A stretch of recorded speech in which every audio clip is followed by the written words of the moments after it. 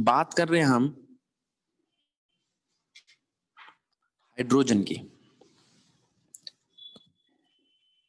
अच्छा, इसमें क्या क्या चीजें आपको ध्यान देनी है। एक तो हाइड्रोजन क्या है, एलिमेंट, ठीक है। इस एलिमेंट में इसका Z क्या है, 1। इसका मास नंबर क्या है, 3 आइसोटोप्स है, तीनों का अलग अलग मास नंबर है, 1 2 3, ठीक है। अब जरा ध्यान दो, अब हाइड्रोजन के आइसोटोप्स कैसे बनते हैं और कौन कौन से हैं, देखो। H11 protium, H12 deuterium, H13 tritium, ठीक है। इनके पास होते हैं इलेक्ट्रॉन, प्रोटॉन और न्यूट्रॉन। H11 का मतलब है एक इलेक्ट्रॉन, H12 में भी एक इलेक्ट्रॉन और ट्रीटियम में भी एक इलेक्ट्रॉन। नंबर ऑफ प्रोटॉन्स वो भी सेम, क्यों, क्योंकि Z सेम है और Z नंबर ऑफ इलेक्ट्रॉन्स और नंबर ऑफ प्रोटॉन को बताता है। लेकिन अलग क्या है, A mass number. Mass number किसको बताता है, प्रोटॉन प्लस न्यूट्रॉन को, प्रोटॉन प्लस न्यूट्रॉन। जिसका मास नंबर 1 है, जिसका मास नंबर 1 ही है, उसके अंदर प्रोटॉन 1 होगा। जिसका मास नंबर 2 है, उसमें एक प्रोटॉन होगा और एक न्यूट्रॉन होगा। और जिसका मास नंबर 3 है, उसमें एक तो होगा प्रोटॉन और 2 होंगे न्यूट्रॉन, ठीक है। तो आपको ये याद रखना है कि 3 आइसोटोप्स हैं और तीनों में डिफरेंस है न्यूट्रॉन का। प्रोटियम में 1 न्यूट्रॉन, ड्यूट्रियम में 2 न्यूट्रॉन, ट्रीटियम में प्रोटियम में 0 न्यूट्रॉन, ड्यूट्रियम में 2 न्यूट्रॉन और ट्रीटियम में 3 न्यूट्रॉन। अच्छा, अब इसके बाद बारी आती है एक चीज और, कि एक ऐसा एलिमेंट है जिसके एक आइसोटोप के पास एक भी न्यूट्रॉन नहीं है। ये एकमात्र ऐसा एलिमेंट है, ठीक है।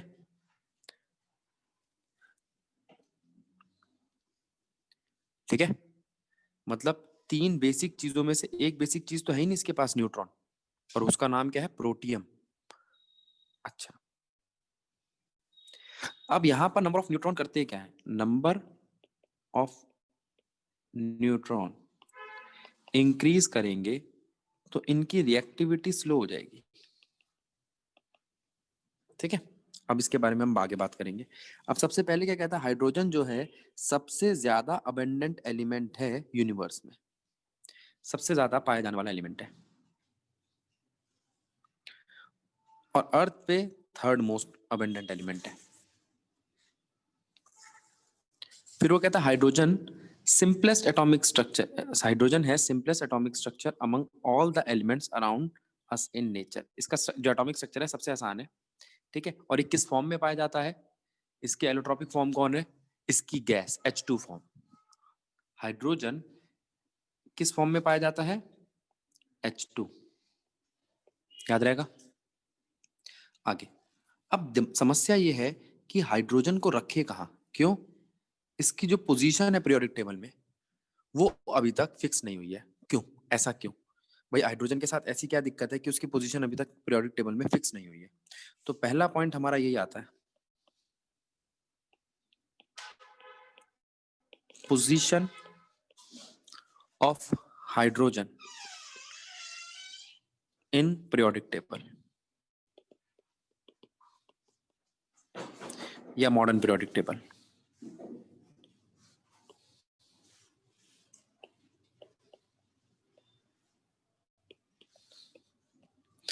मॉडर्न पीरियोडिक टेबल में इसकी पोजीशन फिक्स नहीं है, क्यों, properties of hydrogen resembles with first group elements।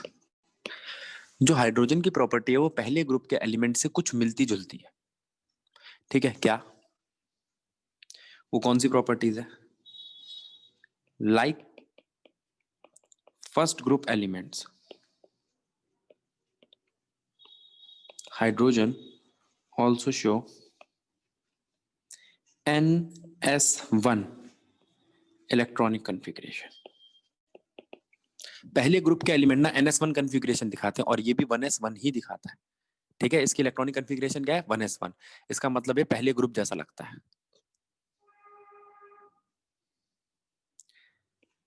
Like first group elements, it loses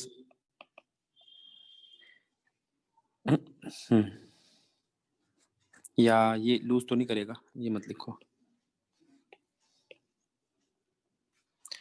it show +1 oxidation state with halogens. जो हेलोजन होता है 17th ग्रुप होता है, उसके साथ ये +1 ऑक्सीडेशन स्टेट दिखाता है, यानी कि देता हुआ अपने इलेक्ट्रॉन को ऐसी पोलैरिटी रखता है कि इसको इलेक्ट्रॉन देना है, ठीक है? तो ये तो पहला पॉइंट था। दूसरा point,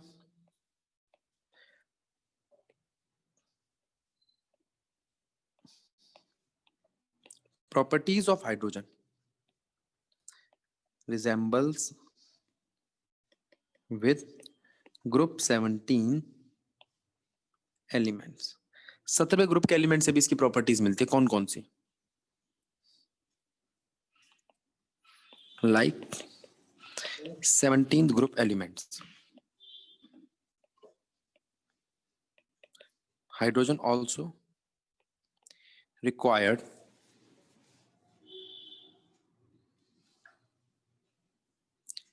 one electron to complete its duplet। Hydrogen को भी एक इलेक्ट्रॉन चाहिए अपना डुप्लेट कंप्लीट करने के लिए, और 17वें ग्रुप के एलिमेंट्स को भी एक ही इलेक्ट्रॉन चाहिए होता है अपना ऑक्टेट कंप्लीट करने के लिए। अपने शेल में 8 इलेक्ट्रॉन कंप्लीट करने के लिए उनको एक इलेक्ट्रॉन चाहिए, और इसको अपने 2 इलेक्ट्रॉन कंप्लीट करने के लिए, ठीक है? हाइड्रोजन और हीलियम दो ऐसे एलिमेंट है जो 8 नहीं चाहते। कितने चाहते हैं? 2, ठीक है? पहला ही तो शेल होता है उनका के, उसमें 2 काफी होते हैं। अच्छा, अब like halogens, hydrogen also show -1 oxidation state with first group elements.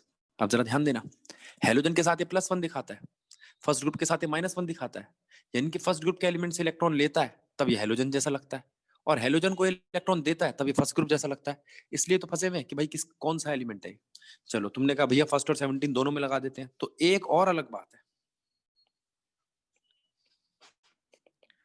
Unlike other elements of modern periodic table, one of the isotope of hydrogen does not have even a single neutron। एक ऐसा isotope है जिसके पास एक neutron भी नहीं है, और कोई ऐसा एलिमेंट है ही नहीं पूरी पीरियोडिक टेबल में। वो कौन है? प्रोटियम। प्रोटियम तो इसको बिल्कुल ही अलग कर देता है। प्रोटियम के हिसाब से अगर देखा जाए तो ऐसा कोई एलिमेंट है ही नहीं जो हाइड्रोजन जैसा हो, ठीक है? अच्छा, आगे देखते हैं। तो ये इंपॉर्टेंट पॉइंट था एनसीईआरटी में जो लिखा था, पोजीशन ऑफ हाइड्रोजन एटम। एक बार देखते हैं। हाइड्रोजन जो है वो पहला एलिमेंट है पीरियोडिक टेबल में, हाँ जी। However, its placement in periodic table has been a subject to discussed in past.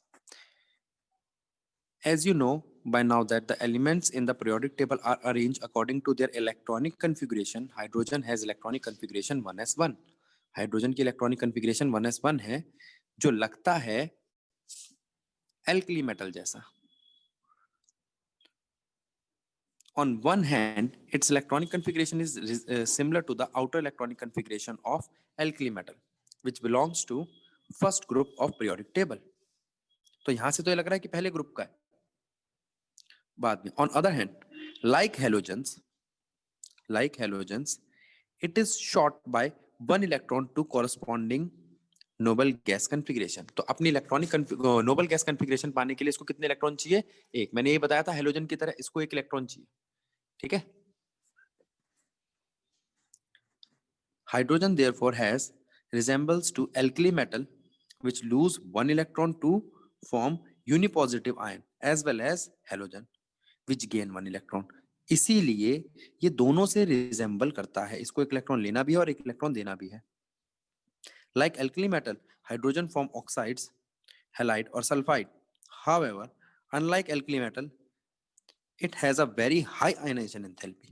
एक तो ये बिल्कुल वैसा ही प्ले करता है जैसा फर्स्ट ग्रुप का एलिमेंट हो और ऑक्साइड सल्फाइड हाइड्राइड बनाता है, लेकिन जितनी कम होती है फर्स्ट ग्रुप की आयनाइजेशन एंथैल्पी, इसकी कम नहीं होती, इसकी ज्यादा होती है. तो ये मेटल जैसा बिहेव नहीं करता.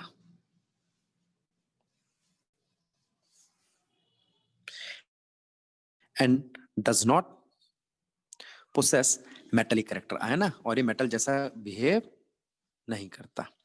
In fact in term of ionisation enthalpy hydrogen resemble more. और आयनाइजेशन एंथैल्पी के हिसाब से देखा जाए तो ये तो बिल्कुल हेलोजन जैसी हरकतें करता है. ठीक है.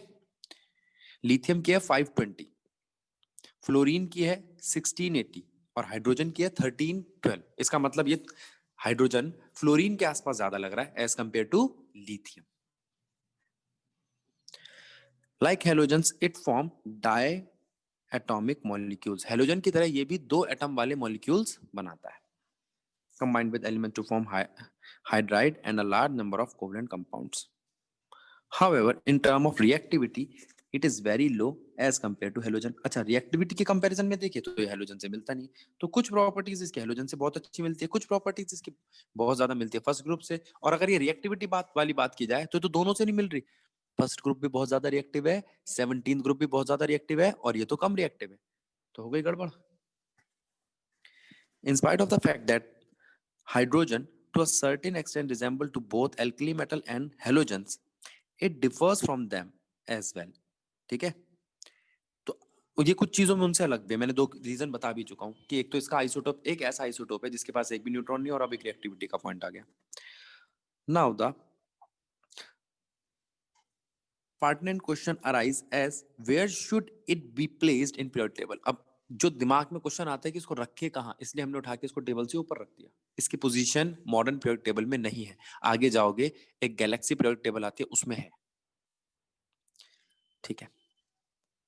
अब बारी आती है डाइहाइड्रोजन की. क्या है डाइहाइड्रोजन? डाइहाइड्रोजन वो फॉर्म है जिसमें ये पाया जाता है सबसे ज्यादा. इसकी एलोट्रोपिक फॉर्म है. तो डाइहाइड्रोजन इसकी एलोट्रोपिक फॉर्म है जिसमें सबसे ज्यादा पाया जाता है. उसकी बात करेंगे. अब देखो हाइड्रोजन, ड्यूट्रियम और ट्रिटियम, इसकी ये जो टेबल है ये आपको लर्न नहीं करनी है, बस समझनी है कि रिलेटिव डेंसिटी सबसे ज्यादा किसकी है. हाइड्रोजन दुनिया में सबसे ज्यादा पाया जाता है 99.985. बहुत कम पाया जाता है ड्यूट्रियम. और ट्रिटियम तो बहुत ही कम पाया जाता है.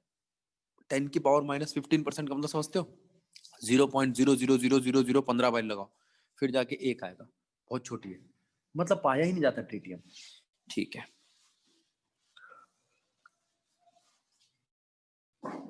अब देखो हाइड्रोजन जो गैस है, dihydrogen is the most abundant element in universe. सबसे ज्यादा पाया जाने वाला element. 70% of the total mass of universe सिर्फ किसका है? डाइहाइड्रोजन का. और आपको पता होना चाहिए जो स्टार्स होते हैं उनमें पहले हाइड्रोजन गैस बनती है. हाइड्रोजन गैस का एक गुब्बारा होता है जो स्टार्स होते हैं और वो नजदीक आते जाते हैं और हीलियम बनता है, फिर आगे प्रोसेस चलता है. ये आपने शायद बिग बैंग थ्योरी में सुना होगा अगर 10th तक कभी ये थी तो.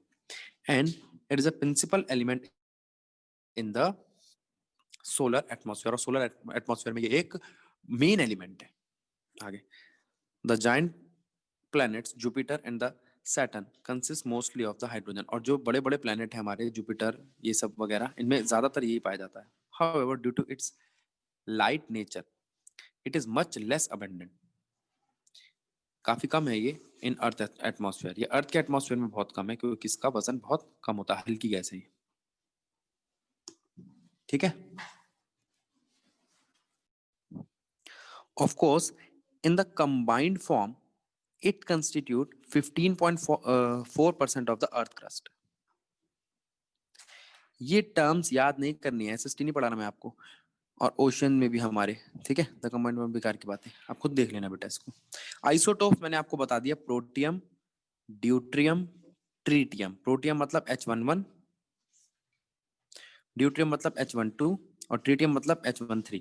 ड्यूट्रियम को आप डी से और प्रोटियम को आप H से और ट्रीटियम को आप T से दिखा सकते हैं। ठीक है, ये इसके सिंबल है H, D और T। अच्छा, अब कभी आपने ये सुना है H2O, ये ऑक्साइड है प्रोटियम का, ऐसी D2O होता है। इसे तो आप अच्छे से जानते होंगे, वाटर, इससे कहते हैं हैवी वाटर। अभी इसके बारे में ही पढ़ेंगे। अब आगे देखते हैं।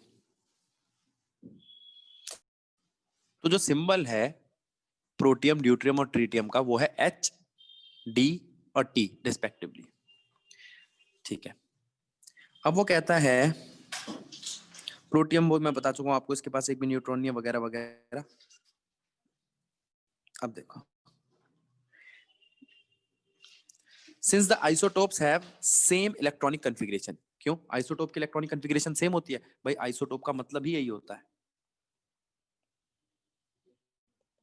सेम नंबर ऑफ इलेक्ट्रॉन्स या same number of Z. Z का मतलब आपका इलेक्ट्रॉन या प्रोटॉन, एटॉमिक नंबर। जिनका एटॉमिक नंबर सेम हो उनकी इलेक्ट्रॉनिक कॉन्फ़िगरेशन तो सेम होगी। तो चाहे हाइड्रोजन हो, चाहे ड्यूट्रियम हो, चाहे ट्रिटियम हो, उनकी इलेक्ट्रॉनिक कॉन्फ़िगरेशन है 1s1। Since the isotopes have the same electronic configuration, they have almost same chemical properties। लेकिन डिफरेंस किस चीज का है कि कौन जल्दी कर रहा है, कौन लेट कर रहा है। जितने नंबर ऑफ न्यूट्रॉन बढ़ते जाएंगे, एक न्यूट्रॉन का नाम रख दूं मैं, न्यूट्रॉन, इसको हिंदी में क्या कहते हैं? आलसी। याद रहेगा? तो रिएक्शन तेज करेगा कि स्लो करेगा? स्लो कर देगा। तो देखो, since the isotopes have the same electronic configuration, they have almost same chemical properties। The only difference, ये important है, the only difference is in their rate of reaction, mainly due to their difference in bond enthalpy। ये enthalpy of bond dissociation जो है ना, ये bond dissociation enthalpy, ये number of neutron से ही difference में आती है, इसको ध्यान में रखना। लेकिन आपको एग्जाम में ये लिखना है enthalpy, bond enthalpy। However, in physical properties, these isotopes differ considerably due to their large mass difference। इनकी physical property किस पे depend करती है? इनके mass difference पे। याद रहेगा? आगे चलते हैं। Preparation of dihydrogen। अब डाइहाइड्रोजन आप कैसे बनाओगे और कहाँ बनाओगे? जैसे लेबोरेटरी में प्रिपेयर करोगे तो किस तरीके की डाइहाइड्रोजन बनाओगे आप? देखो, यहाँ आपको दो रिएक्शंस दे रखी है और ये दोनों ही रिएक्शंस आपने देख रखी है। ये क्या है? मेटल। ये क्या है? एसिड। Metal base. ठीक है, जरा ध्यान दो।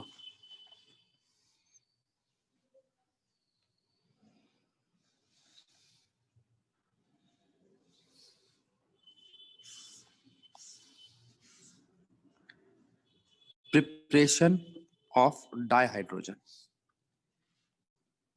In lab. लेबोरेटरी में अगर आप प्रिपेयर करते हो तो सबसे पहले क्या आता है? मेटल प्लस एसिड, क्या देगा आपको? ठीक है, सॉल्ट प्लस डाइहाइड्रोजन। ये आपने शायद 10th क्लास में सुना होगा। मेटल देख लेते हैं, जिंक। एसिड देख लेते हैं HCl। मेटल देख लेते हैं हम एल्यूमिनियम। एसिड देख लेते हैं H2SO4। और भी आप एग्जांपल देख सकते हो। तो जिंक के साथ बनेगा ZnCl2, एल्यूमिनियम के साथ बनेगा Al2SO4 होल थ्राइस। ठीक है, सल्फेट के ऊपर -2 चार्ज होता है, एल्यूमिनियम के लिए के ऊपर +3 चार्ज होता है, ध्यान रखना। जो जिंक है आपका, उसके ऊपर होता है +2 चार्ज, क्लोरीन के ऊपर -1, तो जो बनेगा वो ये बनेगा।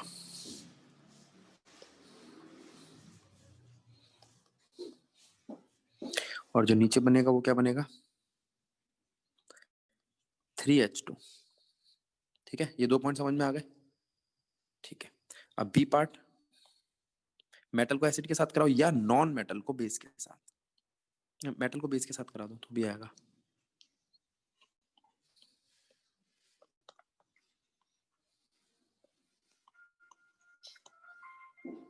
देखते हैं कैसे। हमने मेटल लिया जिंक, बेस लिया NaOH, इसने निकाला Na2 ZnO2 और हाइड्रोजन। ठीक है, अब जरा ध्यान देना, ये जो जिंक था ये मेटल के साथ रिएक्ट कर रहा था, एसिड के साथ, सॉरी। जब जिंक एसिड के साथ रिएक्ट कर रहा था तब ये बेस जैसा बिहेव कर रहा था, और जब जिंक बेस के साथ बिहेव कर रहा है, बेस के साथ रिएक्ट कर रहा है, तो एसिड जैसा बिहेव कर रहा है। तो जिंक है क्या? जो acid as well as basic हो, वो क्या क्या होता है वो? Very good, amphoteric. एम्फोटेरिक मतलब दोनों है इसके पास, दोनों नेचर। एक और ऐसा एलिमेंट है एल्यूमिनियम, वो भी एम्फोटेरिक नेचर का है। एल्यूमिनियम भी रिएक्ट करता है एसिड के साथ भी और बेस के साथ भी। ठीक है, कैसे करता है चलो मैं दिखाई देता हूं। अगर आपने एल्यूमिनियम को HCl के साथ रिएक्शन कराया तो वो आपको AlCl3 देगा, +3/2H2। तो यहां ये खुद बेस है क्योंकि एसिड के साथ रिएक्ट कर रहा है, और अगर इसको बेस के साथ कराया तो ये देगा NaAlOH होल टेट्रा। ठीक है, यहां ये एसिड है,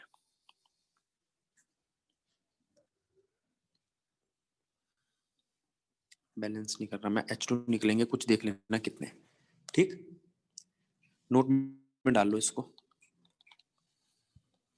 अब ये तो आपने प्रिपरेशन करी लैब में। अब कमर्शियली, कमर्शियली का मतलब बता दूं मैं आपको एक बारी। कमर्शियल प्रोडक्शन का मतलब समझते हो आप क्या होता है? प्रोडक्शन इन लार्ज अमाउंट, और प्रॉफिट भी ध्यान रखना पड़ेगा इसमें आपको। कमर्शियली जब आप बनाओगे ना तो ज्यादा बननी चाहिए। देखो, the commonly use process are outline below. पहला, इलेक्ट्रोलिसिस ऑफ एसिडिफाइड वाटर। अब जरा ध्यान दो,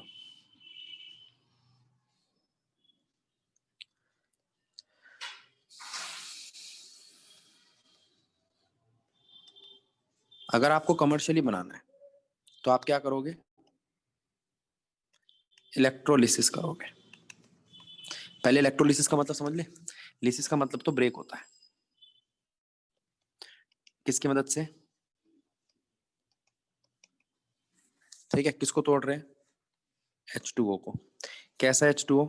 एसिडिफाइड। एसिडिफाइड क्यों? क्योंकि अगर डिस्टिल्ड H2O हुआ तो उसमें तो करंट फ्लो ही नहीं करेगा। करंट फ्लो करता है एसिडिफाइड या सॉल्टेड वाटर में। अब इसको मैंने इलेक्ट्रिसिटी दी तो ये हाइड्रोजन और ऑक्सीजन की फॉर्म में टूट गया। इसका नाम बता देता हूं मैं आपको, फ्यूल सेल के तौर पे नेक्स्ट क्लास में पढ़ेंगे हम, 12th क्लास में। ठीक,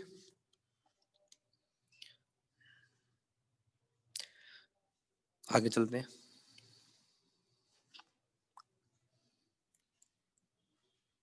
दूसरा पार्ट, दूसरा तरीका प्रिपरेशन का, बेरियम हाइड्रोक्साइड सॉल्यूशन से हम हाइड्रोजन निकाल सकते हैं। अब बेरियम हाइड्रोक्साइड सॉल्यूशन का क्या करेंगे? वो कह रहा है high purified dihydrogen is obtained by the electrolysis of warm aqueous PaOH whole twice between nickel electrodes. देखो, इसकी रिएक्शन लिखवाई नहीं है इन्होंने,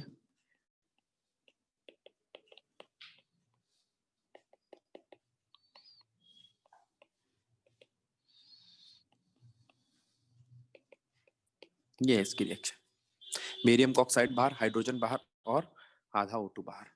ठीक है, अगला प्रोसेस देखते हैं इसकी प्रिपरेशन का।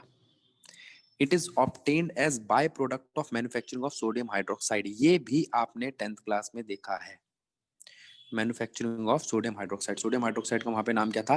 Caustic soda. ठीक है, आप कास्टिक सोडा को बनाओगे किससे? नमक के पानी से। नमक के पानी को हम क्या कहते हैं? Brine solution, NaCl।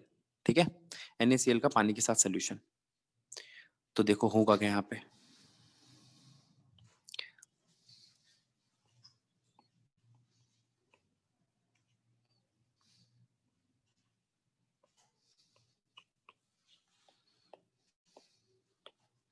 आप लो पहले NaCl, उसको दो H2O, रिएक्ट कराओ, NaOH बनेगा, हाइड्रोजन गैस बाहर हो जाएगी और क्लोरीन गैस बाहर हो जाएगी। आया याद?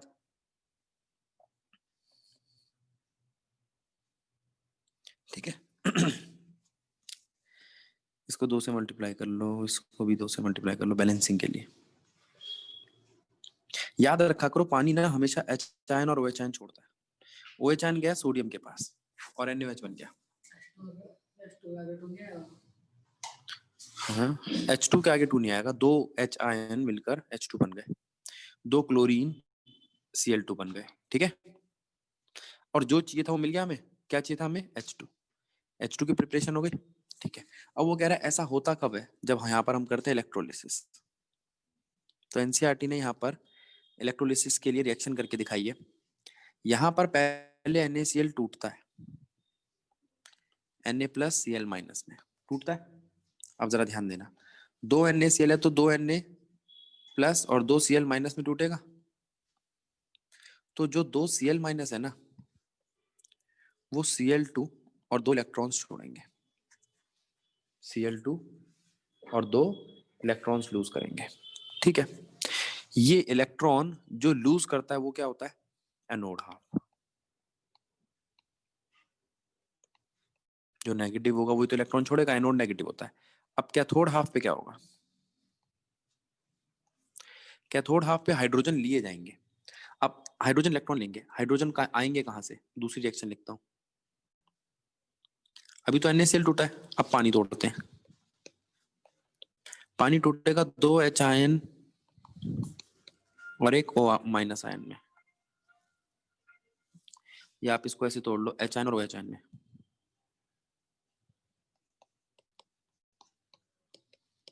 टूटेगा। अब जरा ध्यान देना, कैथोड पे क्या जाएंगे? H ion. याद रखना ये जो H आयन है ये इन वाले इलेक्ट्रॉन्स को ही कंज्यूम करते हैं। हो गई रिएक्शन, क्या मिल गया आपको ओवरऑल इक्वेशन में?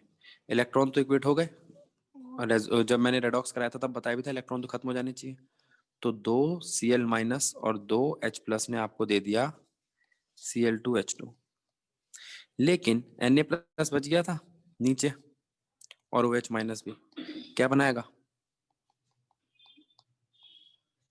बनाएगा तो NaOH। एक रिएक्शन ये हो गई, एक ये हो गई, एक ये हो गई। ठीक है, क्या है ये? Electrolysis of brine solution. Electrolysis of brine solution. अब एक बार इसको देखो, फिर आगे बढ़ते हैं। अब जरा ध्यान दो, तो ये तो हो गया ब्राइन वाटर से बनाना। अब तीसरा तरीका क्या है? Reaction of steam on hydrocarbon और कोक एट हाई टेम्परेचर। पहले तो ये देखो हाइड्रोकार्बन क्या है। अब ऑर्गेनिक तो करा दी तो हमें पता है हाइड्रोकार्बन क्या और कोक क्या है। देखो reaction way reaction of steam with Coke. Coke का मतलब खाली कार्बन। ये कोक है आपका, सॉलिड है, इसकी रिएक्शन कराई स्टीम के साथ हाई टेम्परेचर पे। इसने आपको दिया CO और H2। CO का मतलब कार्बन मोनोऑक्साइड, H2 का मतलब डाइहाइड्रोजन गैस, यही तो चाहिए था, मिल गया। अच्छा, अब लिया हमने एक हाइड्रोकार्बन,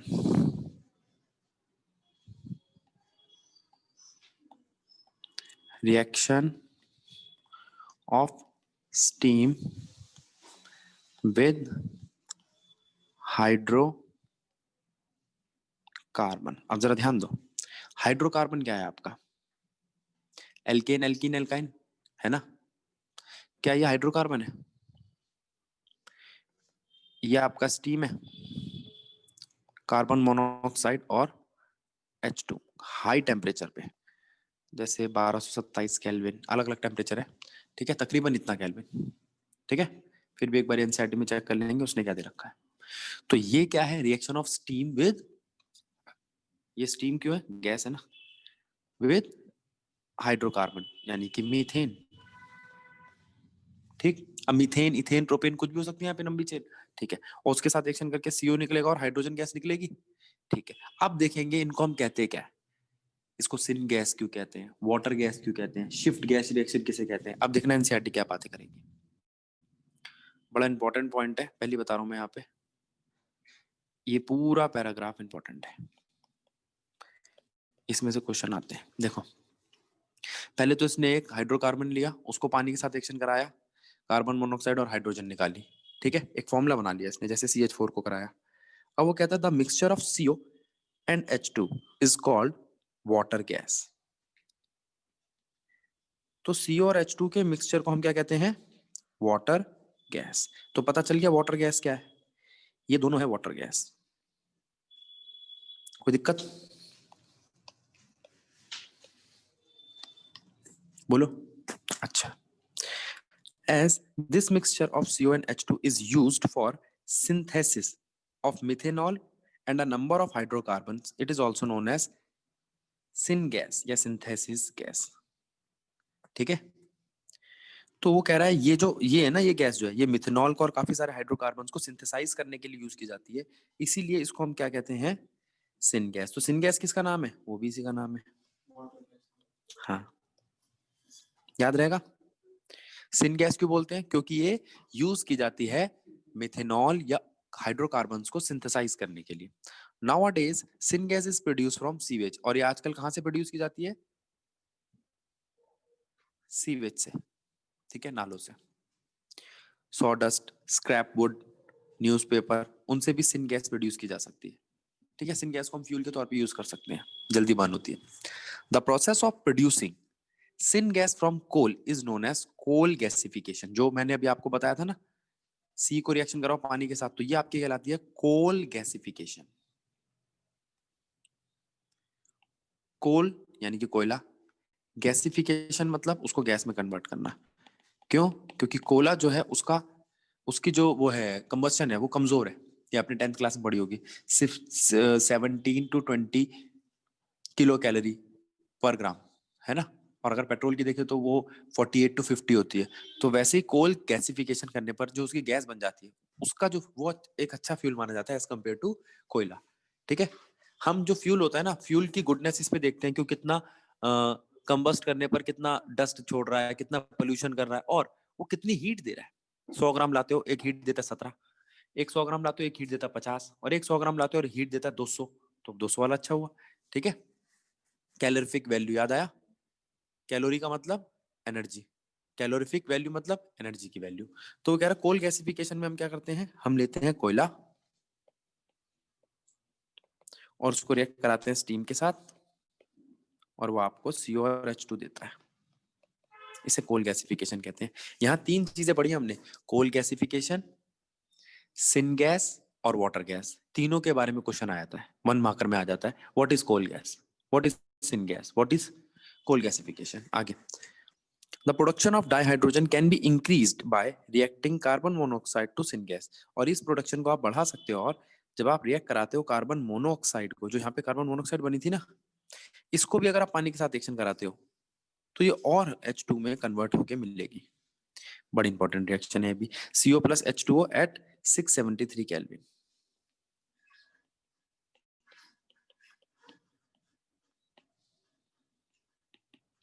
ये देगी आपको CO2 प्लस H2। ठीक है, आगे देखते हैं। और इसे कहते हैं हम वाटर गैस को शिफ्ट करने वाली reaction. Water gas shift reaction, नाम लिख लो यहां पे भी, वाटर गैस शिफ्ट रिएक्शन, याद रहेगा। आगे चलते हैं। अब वो कह रहा है प्रॉपर्टीज क्या है डाइहाइड्रोजन की। देखो ये रही प्रॉपर्टीज। फिजिकली तो बहुत आसान है, कलरलेस गैस है, कोई स्मेल नहीं है इसके अंदर, इसमें कोई टेस्ट नहीं है, ठीक है, कंबस्टिबल है, खूब जल सकती है ये। It is lighter than the air, air से हल्की है। इसका मतलब अगर मैं किसी बलून में भर के हाइड्रोजन गैस भर के उड़ा दूं तो वो उड़ जाएगा, क्योंकि वो एयर से हल्का है। एयर की जो डेंसिटी है वो तकरीबन 28 के आसपास आती है, मैंने बताया था ना, क्योंकि नाइट्रोजन और ऑक्सीजन नहीं होती है इसके अंदर, तो इसकी जो एवरेज आती है वो 28 या 30 के आसपास आती है। अच्छा, लेकिन ये तो 2 ग्राम ही है, बहुत हल्का है। It's other physical property along with deuterium, वो बाद में देखेंगे, आ जाओ। आप कहते हैं केमिकल प्रॉपर्टीज। अब मेरी बात सुनो, आप केमिकल प्रॉपर्टी की बात करते हैं।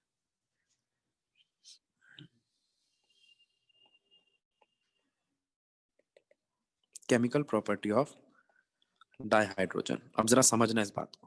पहली बात, एच बॉन्ड क्या स्टेबल है? हाँ, हाईली स्टेबल।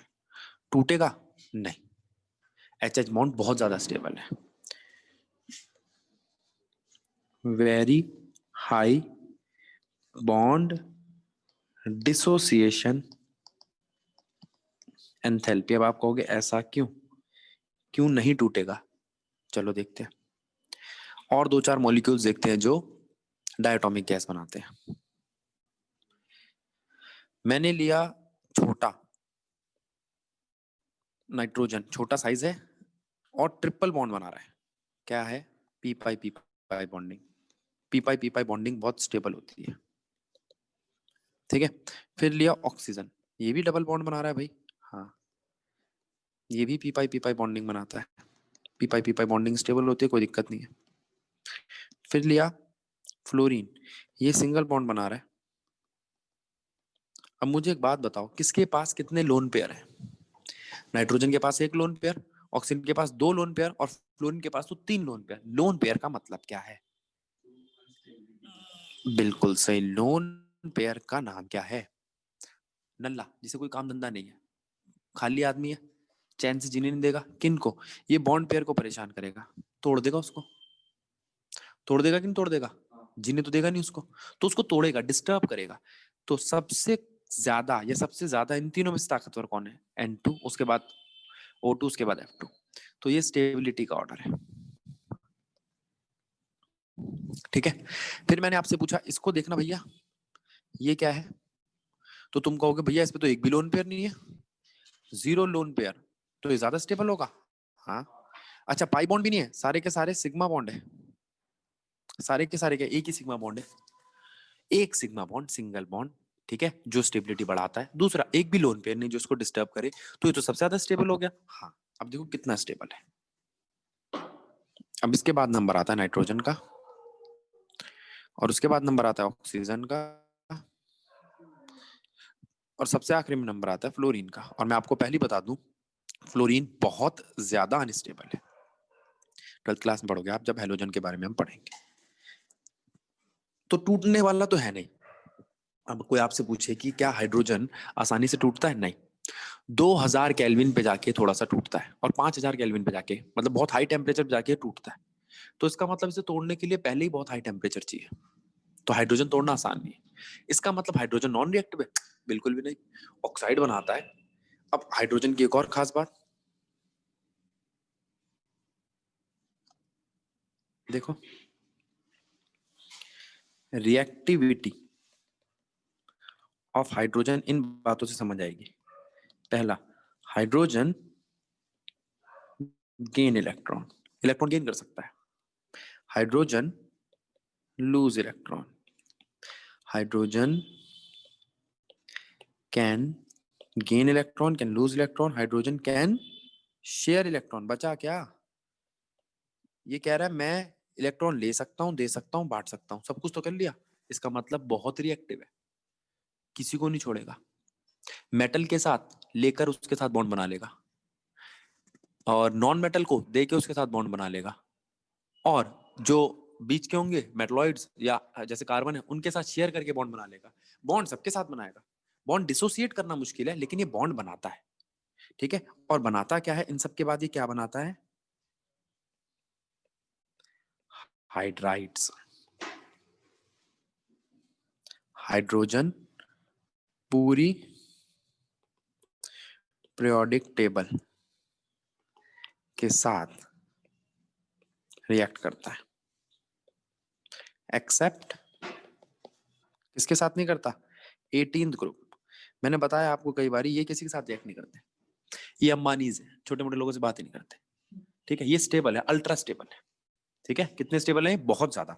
तो ये बात ही नहीं करते, ये हाइड्रोजन तो क्या किससे भी रिएक्ट नहीं करते, ये तो एक्सेप्शन है। और एक 7, 8 और 9 ग्रुप भी जो हाइड्राइड नहीं बनाते ना, इन्हें बोलते हैं हाइड्राइड गैप। क्या बोलते हैं, ये रिएक्ट नहीं करते। बाकी सारी पीरियोडिक टेबल हाइड्रोजन से जरूर रिएक्ट करती है। तो ऐसे एलिमेंट है हाइड्रोजन और ऑक्सीजन जो बहुत ज्यादा रिएक्ट करते हैं, याद रहेगा। इनके आपको बहुत कंपाउंड देखने को मिलेंगे, इसलिए कैटेगरी बना दी हमने रेडॉक्स, ऑक्साइड और हाइड्राइड की, ठीक है। अच्छा, अब जरा एनसीईआरटी देखते हैं क्या बोल रही है।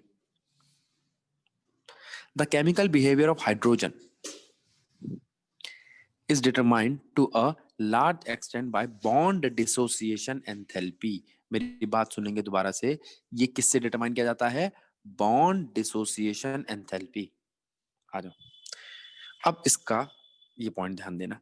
The HH bond dissociation enthalpy is the highest for a single bond between the two atoms of any element। तो इसको तोड़ना बहुत मुश्किल है।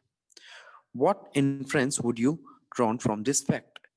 It is because of this factor that the dissociation of HH into its atom is only 0.081% around 200 Kelvin, which is increased 95.5% around 5000 Kelvin। तो मैंने बताया था ना 5000 केल्विन जाके टूटता है ढंग से।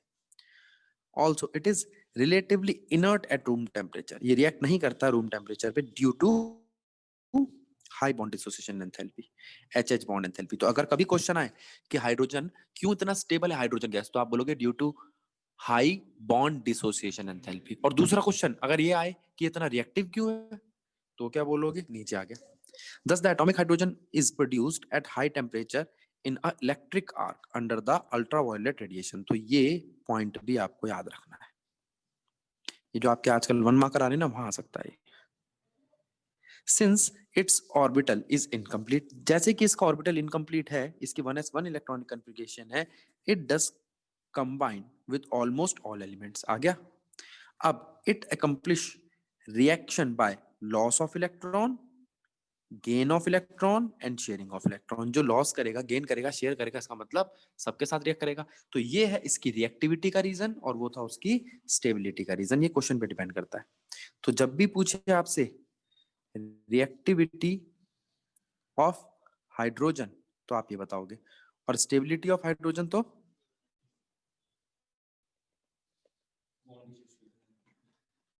कोई दिक्कत।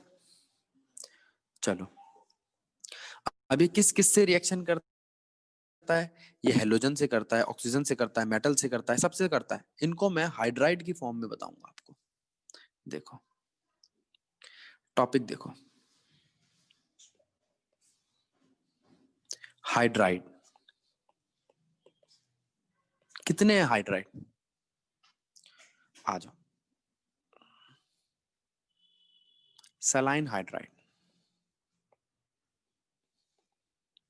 सलाइन का मतलब समझते हो, सॉल्ट।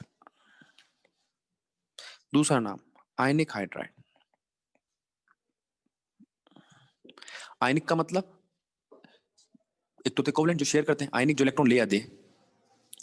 ये ग्रुप 1 और ग्रुप 2 के साथ ही ऐसे हाइड्राइड बनाता है, ठीक है। देखो ये मेटल है, इसने हाइड्रोजन के साथ रिएक्शन करी और बनाया MH। तो कौन सा ग्रुप है भाई, ये +1 ऑक्सीडेशन स्टेट दिखा रहा है, ग्रुप 1 है। ग्रुप 1 में कौन आता है, ठीक है।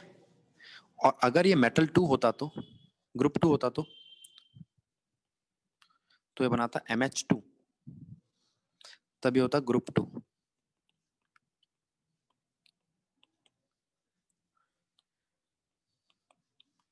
ठीक है, ठीक है। तो ये है सलाइन हाइड्राइड। और सलाइन हाइड्राइड कौन से होते हैं? आयनिक हाइड्राइड। कौन से हाइड्राइड होते हैं? कोवेलेंट नहीं, आयनिक हाइड्राइड। अच्छा, कोई आपसे पूछे आयनिक हाइड्राइड कौन सा हाइड्राइड है? आयनिक हाइड्राइड वो है जो ट्रांसफरिंग करते हैं। तो यहां पर ही मेटल से इलेक्ट्रॉन लेता है। इस वक्त ये नेगेटिव ऑक्सीडेशन स्टेट पे है। ठीक है। अब बारी आएगी कोवेलेंट हाइड्राइड की।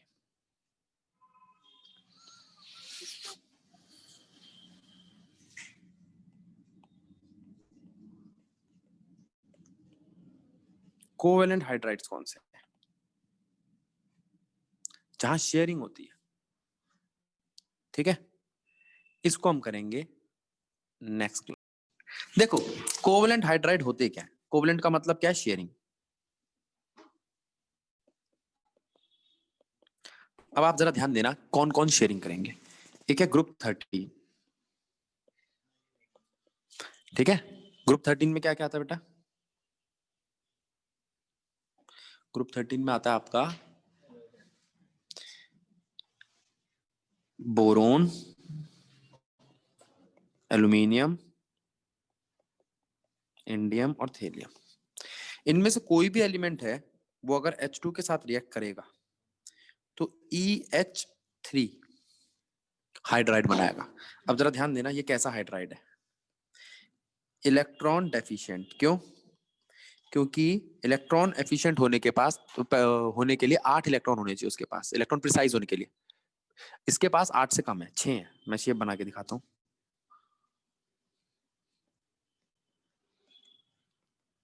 तो कितने इलेक्ट्रॉन है इसके पास? 6। तो ये इलेक्ट्रॉन डेफिशिएंट है। अब देखो ग्रुप 14 के साथ। पहले तो आप ये समझो ग्रुप 14 है कौन सा।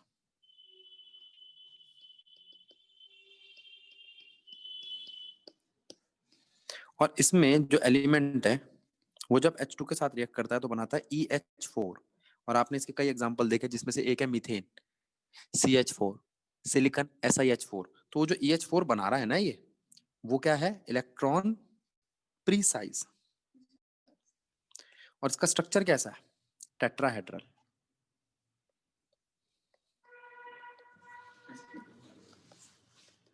sp3 hybridise.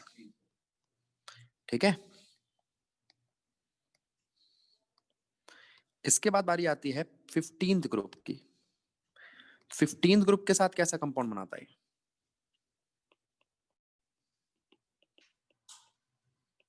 फिर से EH3। ठीक है, 15th ग्रुप का क्या क्या हो सकते हैं?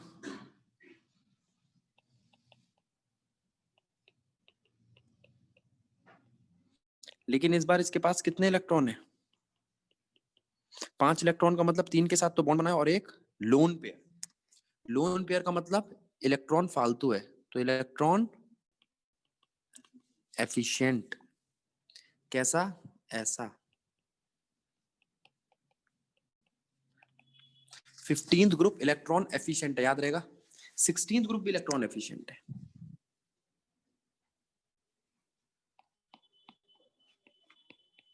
सिक्सटीन ग्रुप में आता है आपका ऑक्सीजन, सल्फर, सेलेनियम, टेलोरियम और पोलोनियम। ठीक है। तो जो ये ई एलिमेंट है, अगर ये रिएक्ट करेगा H2 के साथ तो बनाएगा EH2। -2 ऑक्सीडेशन स्टेट दिखाता है। ठीक है, ये -3 ऑक्सीडेशन स्टेट दिखाता है जनरली। आगे, अब जब ये EH2 बनता है तो ये कैसी शेप होती है? 2 लोन पेयर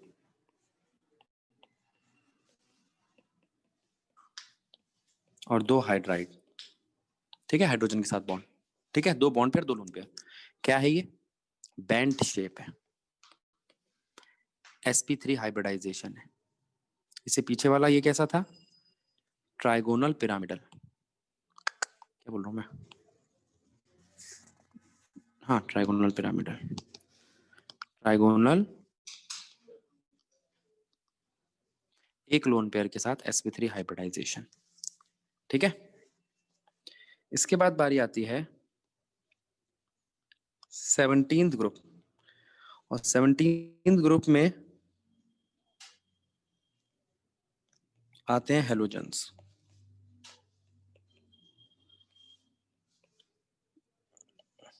उनके साथ जब ये रिएक्ट करता है तो बनाता है HX, इस शेप का। ठीक है, नाम नहीं है वो शेप का। ये तीन तीन लोन पेयर रखते हैं, तो ये भी है इलेक्ट्रॉन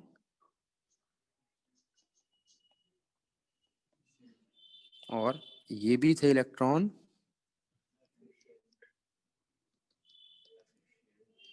तो क्या आप कह सकते हो कि हाइड्राइड ऐसे होते हैं?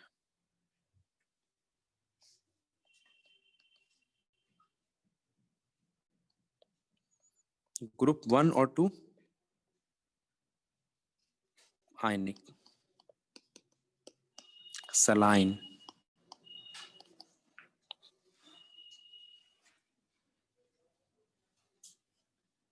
Group 13 electron deficient. 14th electron precise.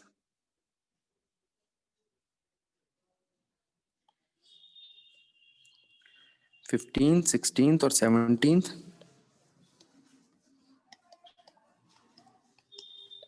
Electron efficient.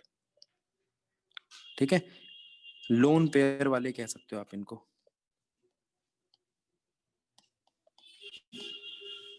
और एक और बात, ये तीनों के तीनों है कोवेलेंट।